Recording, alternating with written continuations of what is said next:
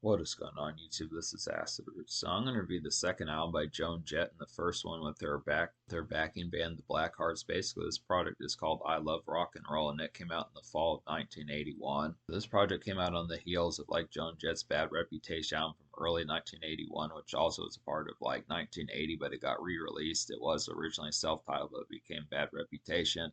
Bad Reputation's a pretty good initial hit of Joan Jett as far as pitches like that kind of happen. I listened to that song recently when I reviewed an Avril Lavigne album that's going to be popping up soon enough. It may have already happened.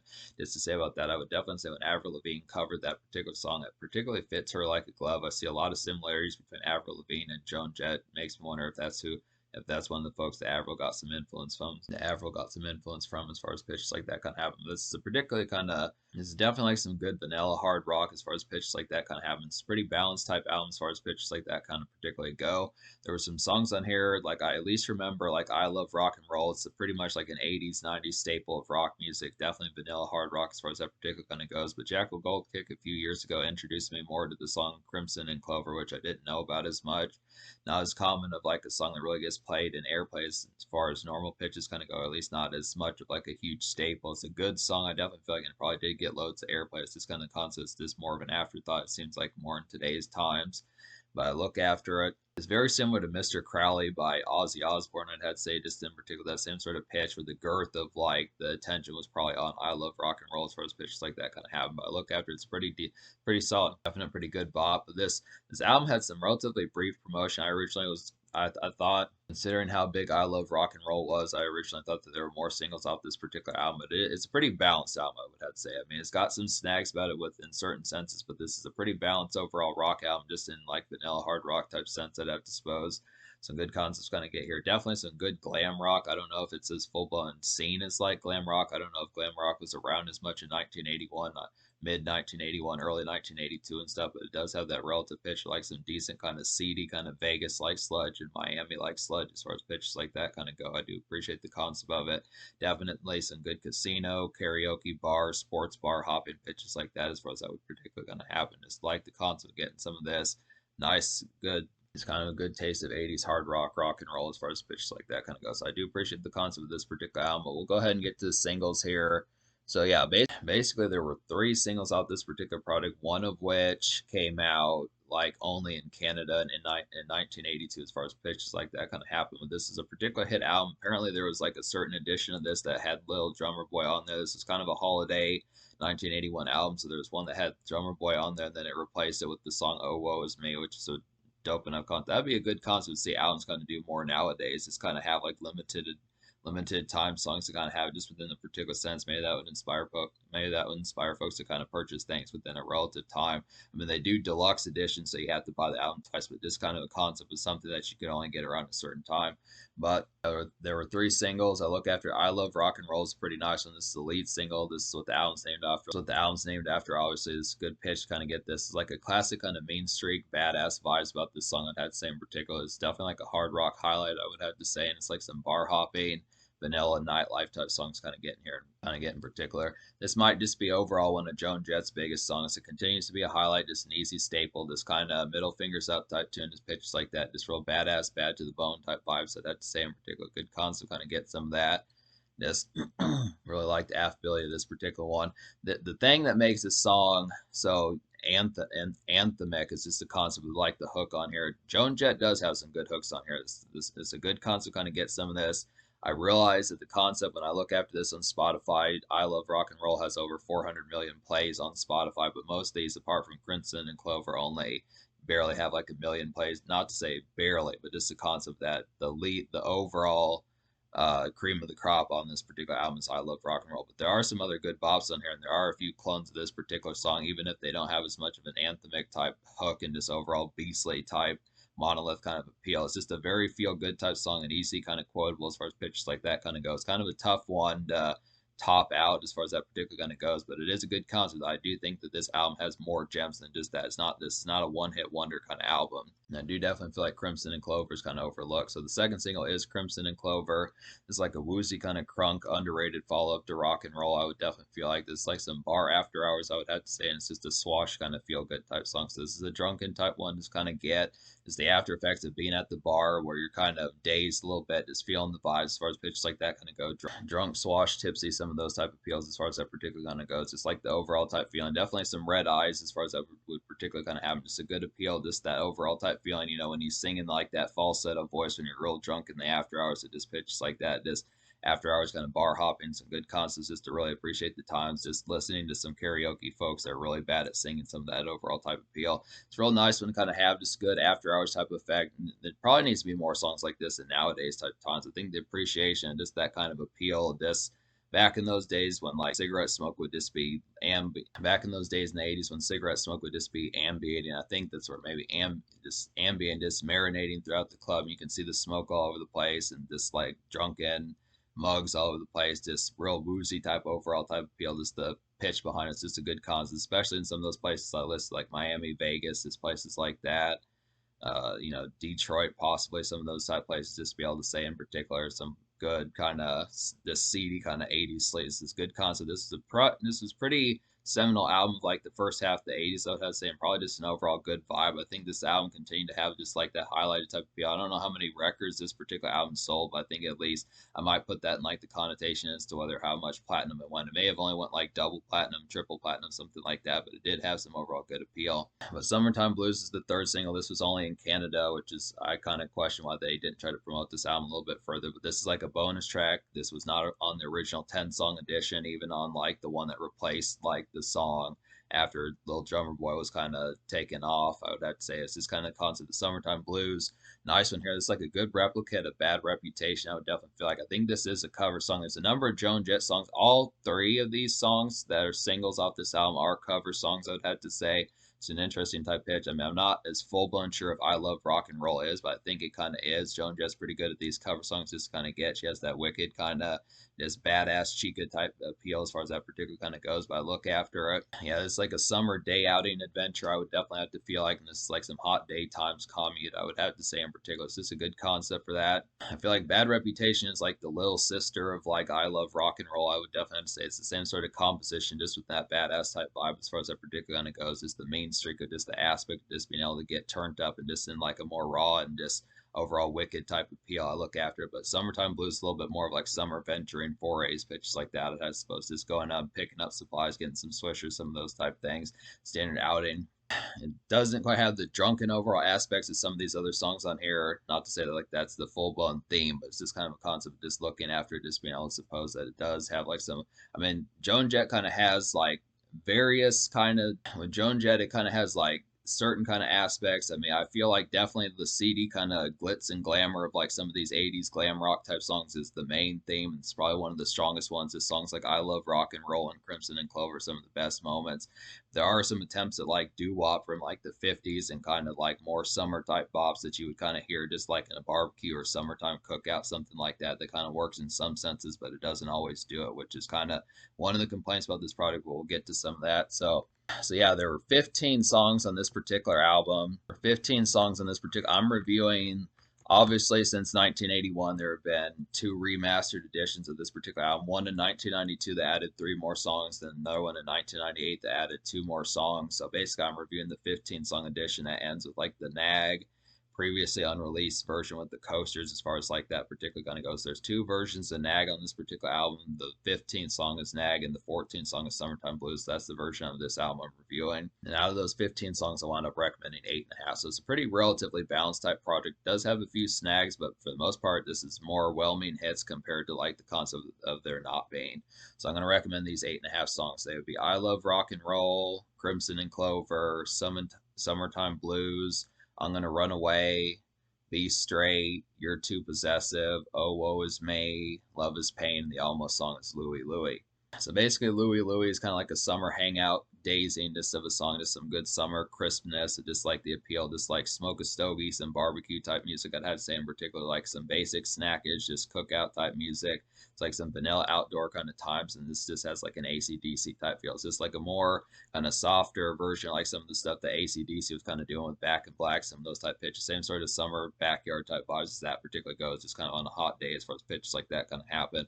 But it's an almost song just because the concept, I mean, it kind of works in like a certain sense, but the riffage is just not as full blown ballistic. It's what probably it needs to be. It's just kind of more, I mean, I think the concept more so than AC/DC. AC/DC was not as much hard rock, but the concept of like hard rock is this more kind of commercial rock, just in a more kind of bar hopping and just more kind of substandard kind of just like rougher kind of sense that just doesn't have like the riffage that it probably needs. So when you think of trying to think of some folks from like this particular time, like Ozzy Osbourne just had more gnarled kind of party type vibes. I mean, this is just kind of more ambient of like, I feel like with hard, it's interesting kind of say hard rock when like Ozzy Osbourne, I guess he would be metal. Ozzy Osbourne was more metal, but when you compare hard rock to metal, the concept that hard rock kind of looks at more of just like, despite the fact that it's called hard rock, it looks more of like this ambient type music just when you look after that. So it's just kind of the concept. It just feels a little bit more withdrawn and a little bit more of just kind of maybe just feeling the vibes being a little bit tipsy, just kind of a kickback at just more ambient type vibes more so than like the sheer kind of gnarled kind of mosh pit type music that you get.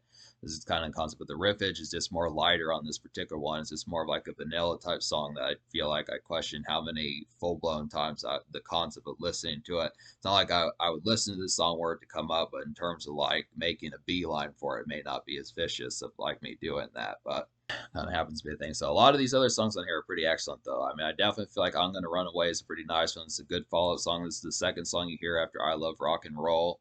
It's like a drunken kind of hard rock foray. I'd have to say in particular, it's like pretty similar to rock and roll. The "I Love Rock and Roll" song with like a Swash Clover type feel. It's kind of an in between of those two singles. I'd have to say in particular, and this is like some good, it's like some good nightlife. I'd have to say it's a good concept, kind of get that. So yeah, some of these ones have some of that drunken type appeal, just like that. Some of these songs, like "I'm Gonna Run Away" and "Crimson and Clover," has some of that drunken type appeal, like that after effect of just kind of being buzzed, like a bar hopping, sports bar, some of those type pitches just out and about. Especially, I mean, this is pretty good overall appealing type vibe for the early 80s. I would definitely have to say, just the concept of some of these thrilling type ones just kind of had a lot of good ambience, especially for a chica that was kind of doing this sort of thing. I can't think of too many chicks that were out that had the full blown streak of like Joan Jett around this particular time. I mean, you did have like Madonna was trying, folks like Cyndi Lauper and Madonna were more pop oriented and more kind of just dainty as far as pitches like that kind of happened. But I definitely think that the main streak of particular Joan Jett on this particular album is pretty original, just overall glamorous and just overall thrilling back in early 80s. I'd have to say she definitely had some originality. There was another chick, I don't remember her name, but she was someone that passed on in like the 70s or something like that. I forget her name, but I know who she is, but I don't remember his full blown. I'll probably put that in the connotation. But there was like some chick that was kind of similar to Joan Jett that passed on in like the 60s or 70s. I just don't remember his name as much. That's about one of the few other ones I can think of that had like similarities to Joan Jett. But "Be Straight" is a pretty nice one. This is like some raw turn up, and it's like a good cousin of rock and roll. I would definitely have to say it's like some night venue energy with like a thrilling glam type feel. I would definitely have to say, and it just gleams. This is definitely a pretty seedy type one to kind of get here. Great for some casino and bar hopping type music to kind of get. It's pretty much like a good cousin, that particular song, "I Love Rock and Roll." So if you are looking for something like that, just within the concept, I feel like some of the other best hooks on this particular album, apart from "I Love Rock and Roll," "Be Straight" doesn't have a sheer full blown like viciousness as "I Love Rock and Roll," but I definitely feel like "You're Too Possessive" and "Oh Woe Is Me" are some ones that come pretty close in terms of like album cuts that have some good singability towards them, just melodic ones. I mean, this is a rock album, but just the melodies that kind of go along with it, those are some nice ones. "Be Straight" is definitely a pretty good cousin of "I Love Rock and Roll." "You're Too Possessive" is a real nice one. It's like a nice karaoke bar and glam rock glitter of a song. I'd have to say in particular, it's like a typical kind of night on the town, and it's just this song has like some in motion fun about it. I have to say this one's a little bit more kind of commerce type one. Maybe the concept of a little bit of makeshift within the sense is kind of the concept of just like late hours makeshift, like 5:36 p.m. Just that last minute work wrap up, get the bills paid, some of that type pitch, then head to like sports bar, standard nightlife as far as that particular kind of goes. Just a conduit kind of song as far as that would kind of happen with it. It's a good concept for that. Kind of an in motion type one, busybody type song, but it works pretty well. "Oh Woe Is Me" is a pretty nice one as well. It's like a hard rock kind of bar hopping of a song. I would definitely feel like it's like some late activity and it goes well with This particular song goes good with Be Straight and I Love Rock and Roll, just to say some of those type ones, like I was saying before. Some good concepts, just some good cousins, and overall just appeal that has like some good continued effects. I like the vibes. That's probably one of her biggest songs that I'd say. And it's just the overall good vibes. So it's just good pitch. A lot of this is just pretty much same night type music, just hard rock type bar hopping as far as that would particularly going to happen. Just some hard rock night venue and bar hopping places like Hard Rock Cafe, some of those type fairs as far as that particular kind of goes. Just some good concepts just to overall have. Like a lot of these songs could probably just be in the same playlist just for like the concepts of just like a good, just overall vanilla hard rock night or just early 80s kind of appeal, I'd have to say.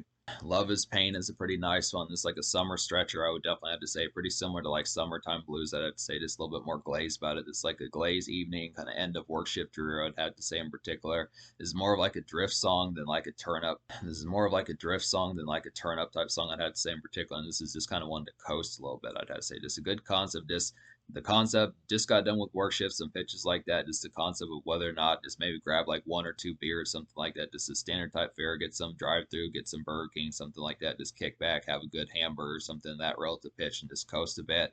Just appreciate the sunset. Some of those type fares just basic kind of turn up and relative hangout as far as that is basic kind of turn up and relative hangout as far as that particular kind of goes. It's good concept just to really just appreciate like summer evening as far as that kind of goes. So this one's kind of somewhat similar to Louie Louie, just later on in like the evening as far as that kind of goes. I feel like songs like Summertime Blues, Louie Louie, and Love is Pain are like some good summer type stretchers, pretty similar to like the Back in Black type vibes, the AC/DC, I'd have to say. So it's a good enough concept for that, just like in a more hard rock type sense, a more ambient type feel. So that's kind of the concept about it. So to talk about some of these songs I didn't appreciate as much on here.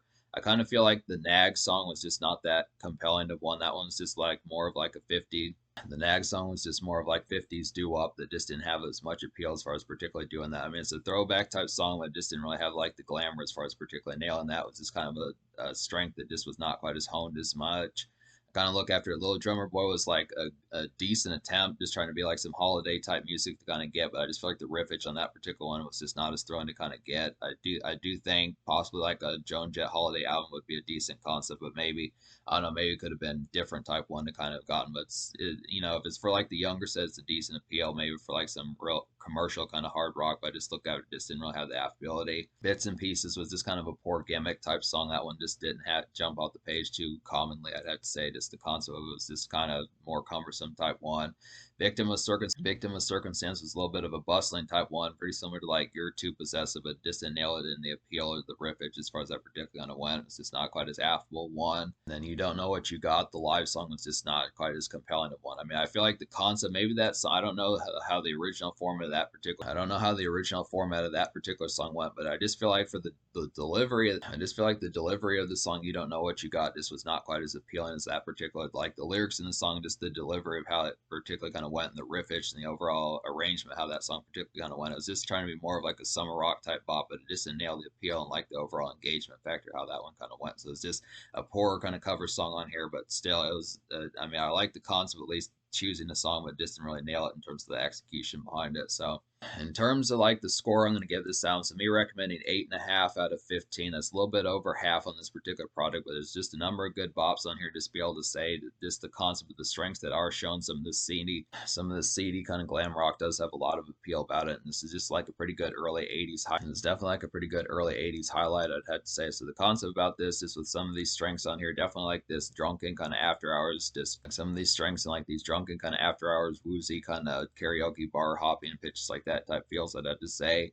Plus, like some good summer type bops that are just like a more vanilla kind of hard rock type appeal, like some of the vibes of AC/DC's Back in Black with some of that relative appeal. I feel like some good strengths on here. I'm gonna give this sound like a 7 out of 10. Good concept just to be able to see it. More strengths than there isn't just within the concept. Just a couple of snags that just didn't work out as much. So it's probably the concept that could use like a few more, like maybe snagging like a gimmick song or two and just a better choice of covers or just some better riffage and just overall appeal. Like I think the concept of like Joan Jett's kind of hard rock, because I look after hard rock is a good category, but the riffage has to be on point as far as that particular kind of goes, which it is on here. I feel like songs like some of the Beastly songs like I Love Rock and Roll, Summertime Blues, Be Straight, You're Too Possessive, Oh Woe Is Me, some of those type ones, but often if like the composition of the song just doesn't hit quite as heavily on some of these, it just kind of comes off as more limp rock that just doesn't have the same engagement about it. It's just kind of constant. Some of these just kind of felt like placeholders and more in between type songs that just kind of felt like filler more so than anything else.